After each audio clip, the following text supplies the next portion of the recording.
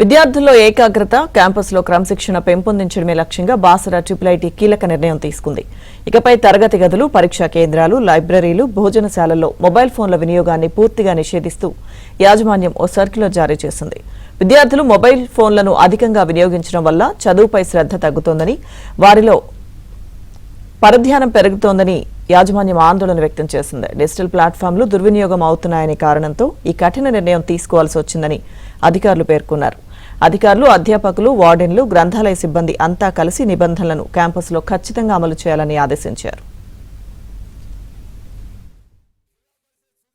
విద్యార్థుల ప్రాథమిక హక్కులను హరించే విధంగా ఈరోజు మెస్లోకి విద్యార్థులు సెల్ ఫోన్లు తీసుకురావద్దంటే తన అనుమాయులు నాణ్యత లేని ఫుడ్ పెడితే అది బయటి సమాజానికి విద్యార్థులు తెలియజేస్తారని చెప్పి ఉద్దేశంతో ఈరోజు విద్యార్థులకు మెస్లోకి సెల్ ఫోన్స్ తీసుకురావద్దని చెప్పేసి ఆంక్షలు పెట్టడం సిగ్గుచేటు.